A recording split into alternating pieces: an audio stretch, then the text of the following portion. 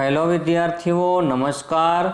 आज આપણે જોઈશું ધોરણ 11 કોમર્સ વિષય અર્થશાસ્ત્ર એમની અંદર ચેપ્ટર નંબર 3 માંગ જેમની અંદર લેક્ચર નંબર 6 જોઈએ તો વિદ્યાર્થી મિત્રો લેક્ચર નંબર 6 શરૂ કરતા પહેલા લાસ્ટ લેક્ચરની અંદર આપણે લેક્ચર નંબર 5 માં માંગનો વધારો અને ઘટાડો અને વ્યક્તિગત માંગ અને બજાર માંગ આ બે પોઈન્ટ જોયેલા હતા।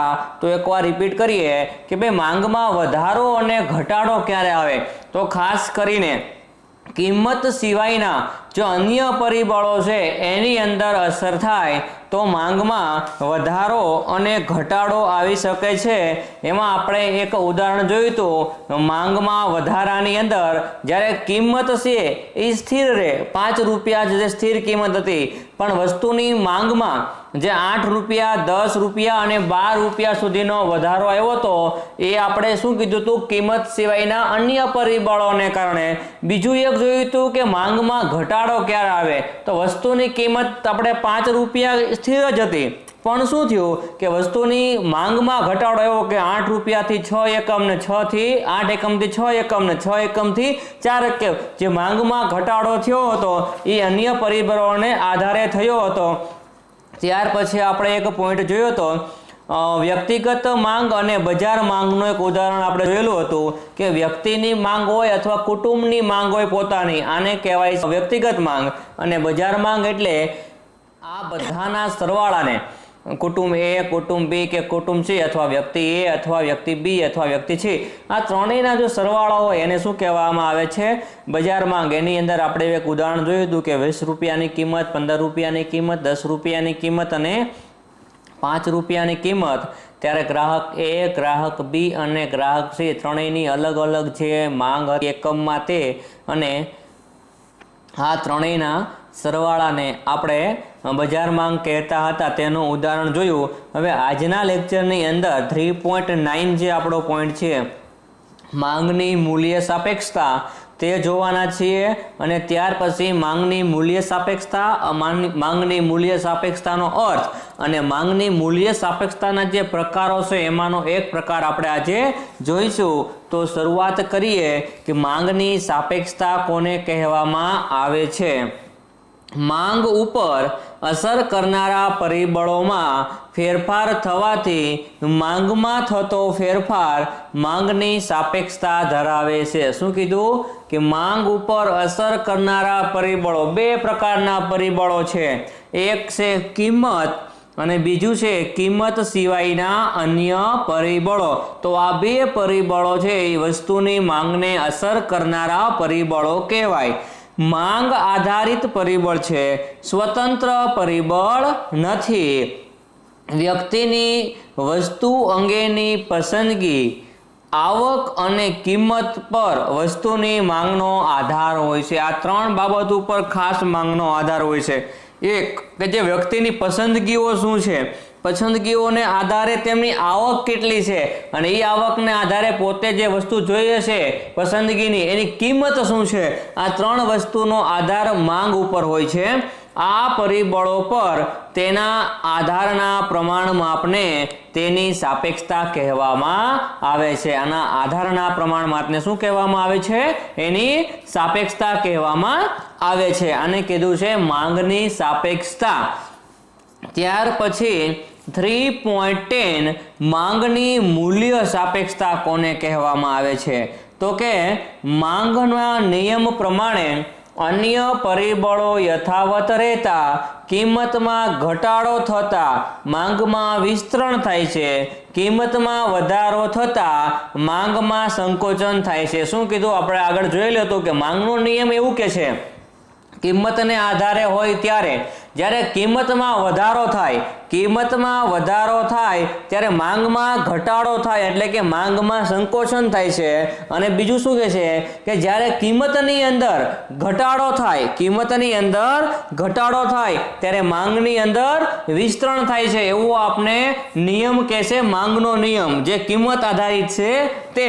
त्यार पछी आम કિંમત અને માંગ વચ્ચે વ્યસ્ત સંબંધ છે, પરંતુ કિંમતમાં થતો ફેરફાર વસ્તુની માંગમાં કેટલા ટકા ફેરફાર લાવશે તે અંગેની સમજૂતી માંગનો નિયમ આપતો નથી. માંગના નિયમની એક ખામી કઈ છે કે ભાઈ કિંમતમાં 5%, 10% કે 50% કે 100% વધારો થયો તો માંગમાં 5%, 10%, 50%, 100% કે 200% ઘટાડો થયો કે નહીં? કિંમતમાં વધારો થયો તો માંગમાં ઘટાડો થયો, અથવા કિંમતમાં ઘટાડો થયો તો માંગમાં કેટલા ટકાનો વધારો થયો?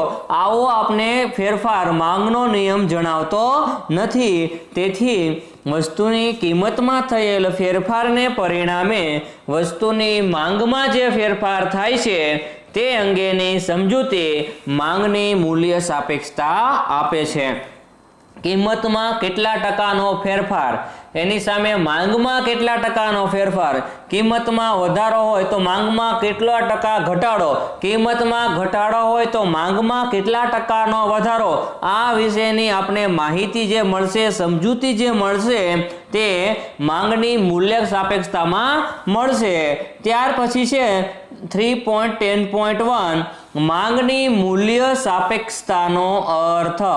માંગની મૂલ્ય સાપેક્ષતાનો અર્થ તો કે માંગની મૂલ્ય સાપેક્ષતા કોઈ પણ વસ્તુની કિંમત અને માંગ વચ્ચેના પ્રમાણાત્મક સંબંધ દર્શાવે છે, જેને ઉદાહરણની મદદથી નીચેના સૂત્ર દ્વારા દર્શાવી શકાય છે. શું કીધું છે કે હવે માંગની મૂલ્ય સાપેક્ષતામાં એવું કહે છે કે કિંમત અને માંગ વચ્ચે કેટલા પ્રમાણમાં જે સંબંધ છે એના આધારે કેવી રીતની આપણે ગણતરી કરવી તે આપણે માંગની મૂલ્ય સાપેક્ષતાના ઉદાહરણ પરથી આપણે ગણી શકાય, તેમના સૂત્રને આધારે. તો કે માંગની મૂલ્ય સાપેક્ષતા બરાબર માંગમાં ટકાવારી ફેરફાર છેદમાં કિંમતમાં ટકાવારી ફેરફાર. આપણે 1 માર્ક્સની અંદર પૂછાય કે માંગની મૂલ્ય સાપેક્ષતાનું સૂત્ર જણાવો. માંગની મૂલ્ય સાપેક્ષતાનું સૂત્ર જણાવો. તો કે માંગની મૂલ્ય સાપેક્ષતા બરાબર માંગમાં થતો ટકાવારી ફેરફાર છેદમાં કિંમતમાં થતો ટકાવારી ફેરફાર. રેડી? એ આપણું સૂત્ર છે માંગની મૂલ્ય સાપેક્ષતાનું. તો આપણે હવે ઉદાહરણ આપેલું છે કે ભાઈ ઉદાહરણ તરીકે X નામની વસ્તુની કિંમતમાં 1% ઘટાડો થતા માંગમાં 5% વધારો થયો છે. તો સૂત્ર દ્વારા જણાવી આપણે. જો શું કીધું છે, X નામની કોઈ વસ્તુ છે, વસ્તુની કિંમતમાં શું કીધું 1% લગી ઘટાડો થયો તો એની માંગમાં 5% વધારો થયો. તો સૂત્રમાં કિંમત મૂકતા આપણે શું જણાશે?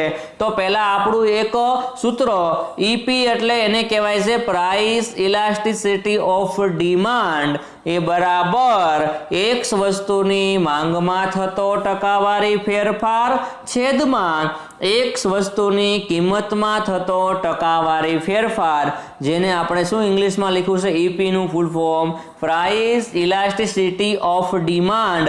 તો હવે બંનેની કિંમત મૂકી, ઉપર શું છે 5%નો ફેરફાર. એ શેનો ફેરફાર છે? વસ્તુની માંગનો ફેરફાર.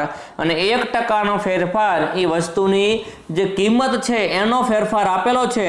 તો એક નોંધ ખાસ ધ્યાન રાખજો વિદ્યાર્થીઓ, માંગની મૂલ્ય સાપેક્ષતા શુદ્ધ અંકમાં વ્યક્ત થાય છે કે જે આપણે આંકડો મળે છે એ ચોખ્ખો મળે છે, એ આપણે પોઈન્ટને એવું કઈ વસ્તુ મળતી નથી. તો માંગની મૂલ્ય સાપેક્ષતા શુદ્ધ અંકમાં વ્યક્ત થાય છે એટલે કે તેની પાછળ ટકાવારી, રૂપિયા, કિલોગ્રામ, મીટર જેવું કોઈ એકમ રખાતું નથી. આની પાછળ આપણે લખ્યું હોય કે 1 રૂપિયો અથવા 5 રૂપિયા, 5, 10, 7, એની પાછળ રૂપિયા નથી લખાતું, કિલોગ્રામ નથી લખાતું, ટકાવારી લખાતું નથી કે મીટર લખાતું નથી, કારણ કે શુદ્ધ અંકની અંદર હોય છે એટલા માટે. હવે આપણે નીચે આપ્યું છે માંગની મૂલ્ય સાપેક્ષતાની વ્યાખ્યા. પ્રોફેસર માર્શલે આપેલી છે તે વ્યાખ્યા. તો તે જોઈએ.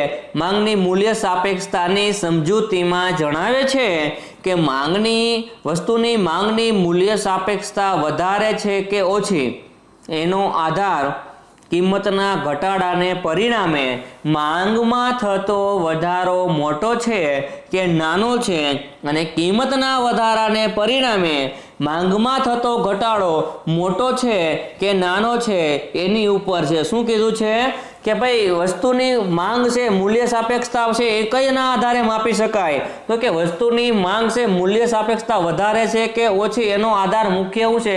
કિંમતના ઘટાડાને આધારે. અને જ્યારે માંગમાં થતો વધારો કે ઘટાડો એ શું છે? તો કે કિંમતમાં જે માંગમાં જે ઘટાડો વધારો થાય એના આધારે છે કે વસ્તુઓની માંગ કેટલી છે, વધારે રહેવાની છે કે ઓછી છે, એની ઉપર એ બધી જ આપણે જે માંગના નિયમની આપણે સૂત્ર આપેલું છે એના આધારે આપણે મળી શકે છે. આવું પ્રોફેસર માર્શલે આપેલી વ્યાખ્યા છે. આપને પૂછાય કે માંગના મૂલ્ય સાપેક્ષતાનો અર્થ પ્રોફેસર માર્શલે આપેલો જણાવો અથવા વ્યાખ્યા જણાવો, તો આપણે જણાવી જોઈએ. હવે આપણો 3.11 માંગની મૂલ્ય સાપેક્ષતાના પ્રકારો, degree of price elasticity of demand, કે એમની અંદર જોઈએ તો કે વસ્તુની કિંમતમાં ફેરફાર થતા વસ્તુની માંગમાં કયા દરે ફેરફાર થાય છે તેના આધારે માંગની મૂલ્ય સાપેક્ષતાના 5 પ્રકારો પાડવામાં આવે છે. કે વસ્તુની કિંમતમાં કેટલો ટકાવારી ફેરફાર થાય છે એની સામે એની માંગમાં કેટલો ટકાવારી ફેરફાર થાય છે એ આપણે સૂત્રની અંદર જ્યારે મૂકીએ ત્યારે આપણે સમજાશે. દરેક 5 પ્રકાર છે માંગની મૂલ્ય સાપેક્ષતાના. કેટલા પ્રકાર છે? 5 પ્રકાર છે. તો જોઈએ 5 પ્રકારનું લિસ્ટ. તો એમની અંદર પહેલો પ્રકાર છે સંપૂર્ણ મૂલ્ય સાપેક્ષ માંગ. એને જે ઇંગ્લિશમાં કહેવાય છે ઈપી બરાબર ઇન્ફિનિટી આપેલું છે. શું કીધું? ઇન્ફિનિટી છે એટલે જેનું કોઈ મૂલ્ય ચોક્કસ મળી શકતું નથી. તો price elasticity demand equal infinity. એટલે આની અંદર એવું કહી શકાય કે ભાઈ જ્યારે વસ્તુની કિંમત છે એ ધારો કે સ્થિર રહે, 5 રૂપિયા હોય તો 5 રૂપિયા સ્થિર રહે, પણ કોઈ વ્યક્તિ છે એ 50 એકમની માંગ કરે છે, કોઈ બીજો એક વ્યક્તિ છે એ 200 એકમની માંગ કરે છે, તો આના આધારે કોઈ નક્કી કરી શકાતું નથી.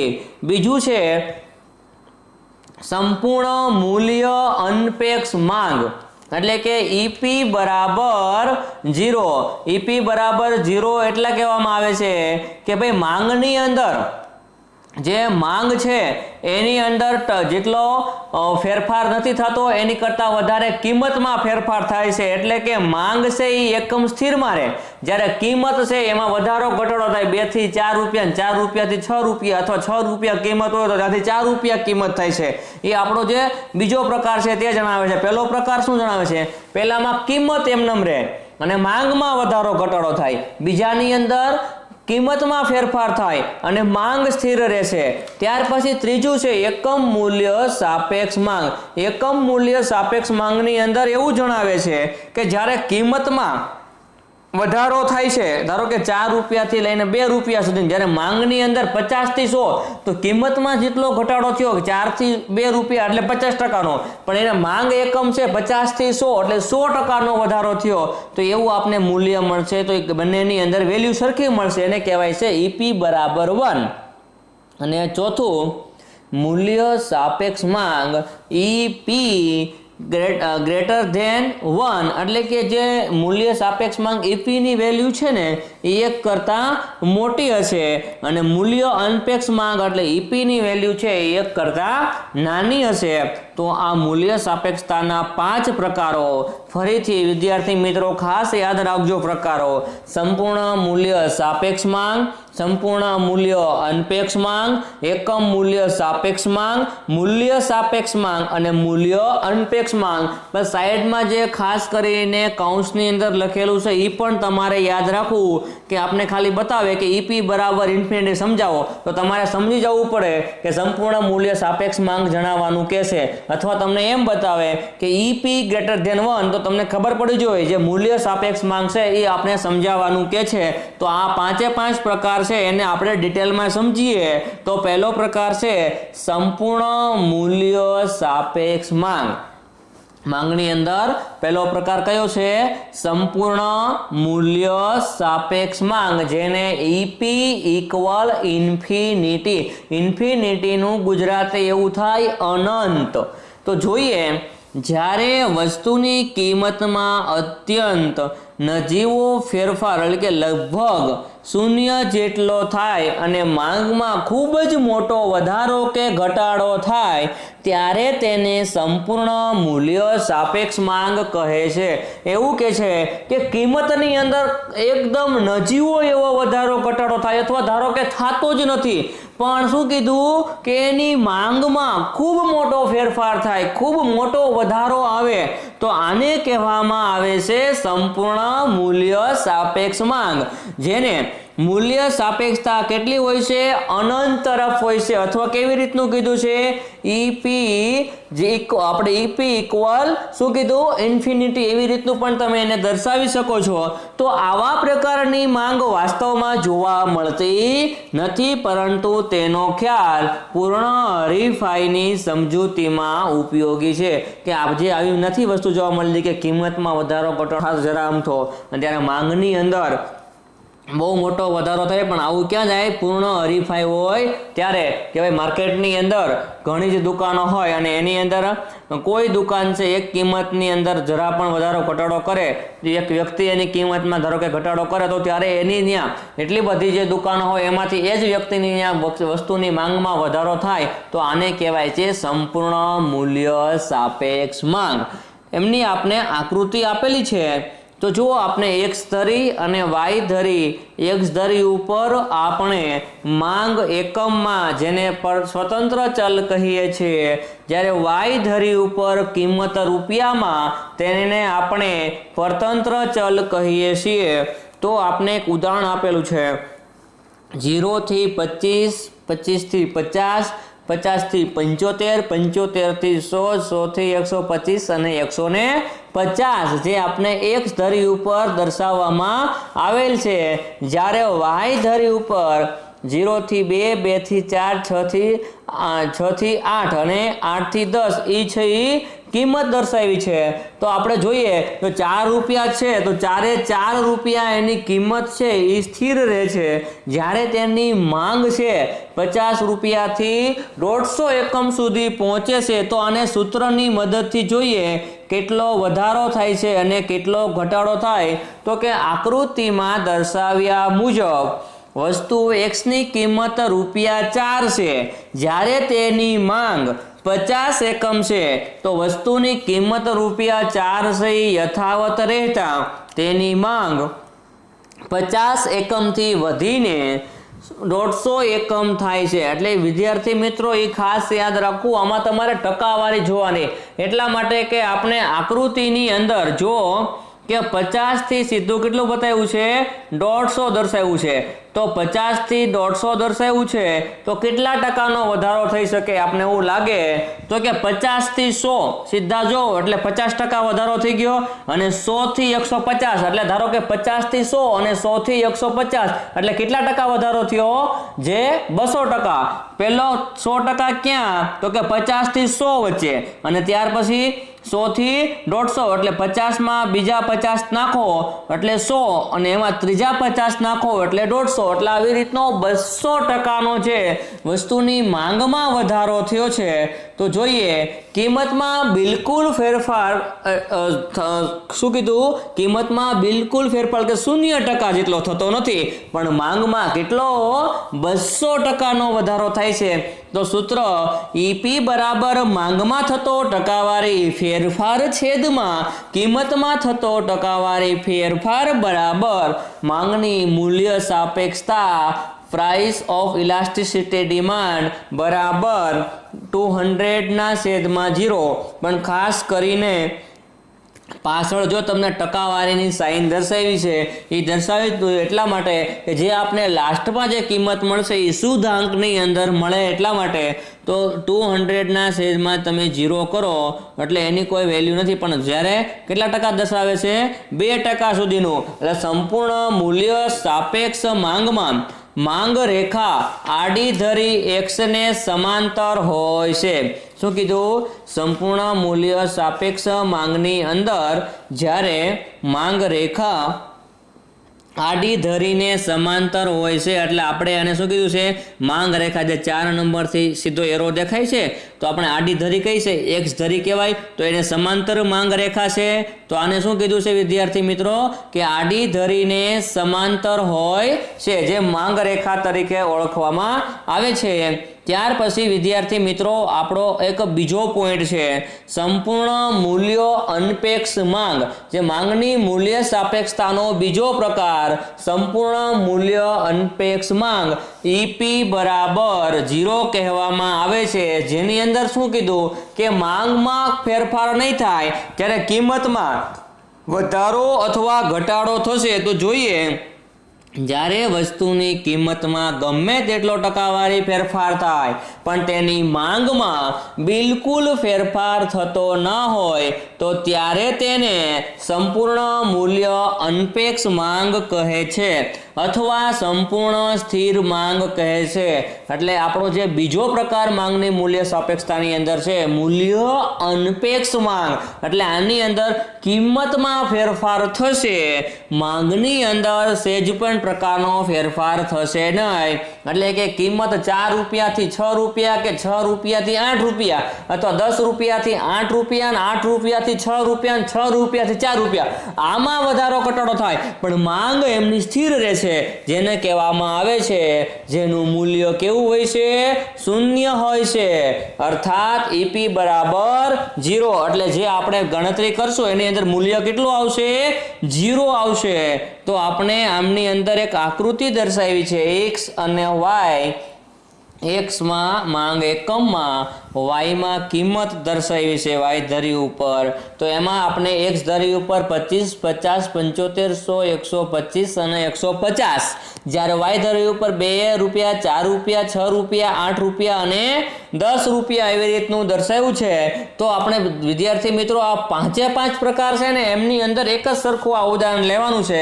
કિંમત 10 રૂપિયા લગી અને જ્યારે એની માંગ છે એ 150 થી 200 એકમ સુધી વધારે વધીને 250 એકમ લેશું. તો એમની અંદર આ ઉદાહરણ છે.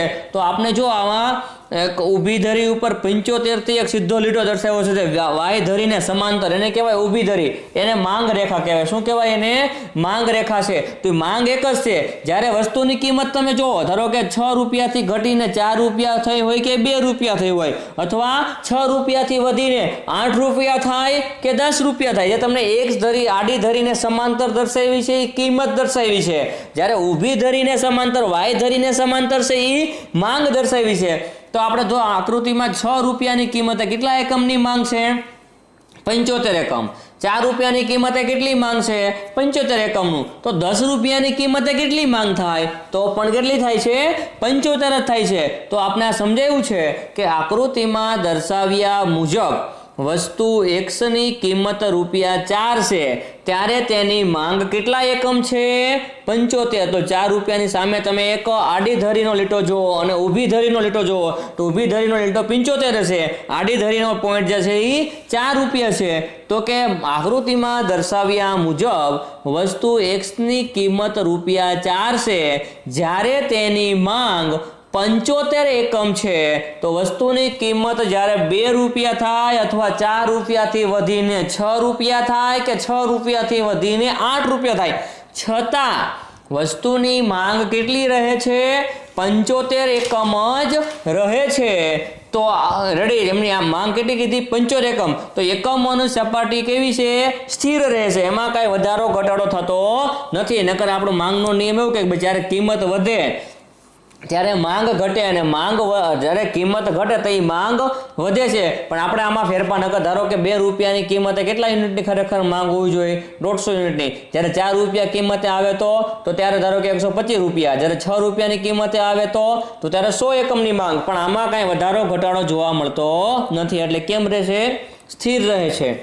વસ્તુની કિંમતમાં 50% વધારો ઘટાડો થાય છે છતાં માંગની અંદર 0%, ધારો કે 6 રૂપિયાની કિંમતથી 4 રૂપિયા આવે અને ધારો કે 50% ઘટાડો થયો, અથવા 6 રૂપિયાથી લઈને 8 રૂપિયા 50% વધારો થાય પણ માંગમાં કોઈ પ્રકારનો ફેરફાર થતો નથી. તો જોઈએ ઈપી બરાબર માંગમાં થતો ટકાવારી ફેરફાર છેદમાં કિંમતમાં થતો ટકાવારી ફેરફાર એમની અંદર આપણે સૂત્રની અંદર વેલ્યુ મૂકતા કે ઈપી બરાબર જ્યારે ઉપર કોઈ ફેરફાર થયો નથી શેમાં તો કે માંગની અંદર તો માંગ કેટલી 75 ને 75 એકમ હતી એટલે એમાં 0% અને છેદમાં શું કીધું 50% જે વધારો તમે લ્યો અથવા ઘટાડો લ્યો પણ 0 ભાગ્યા તમે 50 કરો રેડી 0 ઉપર વેલ્યુ નીચે તમે કોઈ પણ વેલ્યુ લ્યો તમારે શું આવશે જવાબ 0 તો એવું કહી શકાય ઈપી બરાબર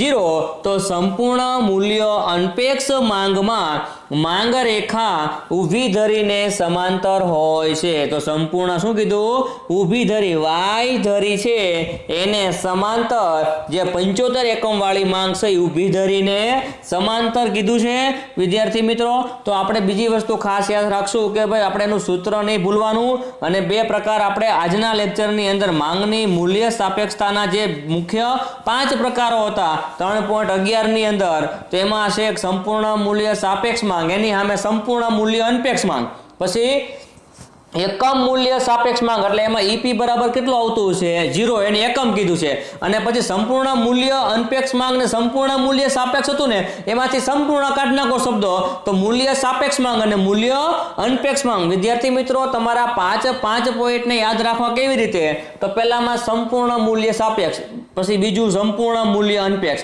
પછી જે ઈપી બરાબર 1 આવે ત્રીજો પ્રકાર તો એને કહેવાય એકમ મૂલ્ય સાપેક્ષ માંગ અને નીચેના જે ચોથો અને પાંચમો પ્રકારને યાદ રાખો તો સંપૂર્ણ શબ્દ કાઢી નાખો તો મૂલ્ય સાપેક્ષ માંગ અને મૂલ્ય અનપેક્ષ માંગ આ 5 પ્રકારો છે એમાંથી 2 પ્રકારો સંપૂર્ણ મૂલ્ય સાપેક્ષ માંગ જોયો એમની અંદર એક ઉદાહરણ જોયું કે કિંમત સ્થિર રહેશે જ્યારે માંગમાં ઘણો એવો વધારો ઘટાડો જોવા મળે છે અને બીજો પ્રકાર જે આપણો અનપેક્ષની અંદર એમાં જે કિંમત છે એમાં વધારો ઘટાડો થાય છે પણ જ્યારે એની માંગ છે એમાં કોઈ પ્રકારનો વધારો ઘટાડો થતો નથી એટલે એને ઈપી બરાબર શું કીધું છે 0 કીધેલું છે અને બીજો એક આપણે પોઈન્ટ જોયો કે ભાઈ માંગની સાપેક્ષતા અને માંગની મૂલ્ય સાપેક્ષતા આપણે આટલા પોઈન્ટ જોયા હવે જ્યારે આપણો લેક્ચર નંબર 7 આવશે ત્યારે જે બાકીના જેટલા પ્રકાર છે માંગની મૂલ્ય સાપેક્ષતાના 3 પ્રકાર એને ડિટેલમાં જોઈશું અને આ 2 પ્રકાર છે એને પણ આપણે એકવાર રિપીટ કરીશું જે આપણો લેક્ચર નંબર 7 હશે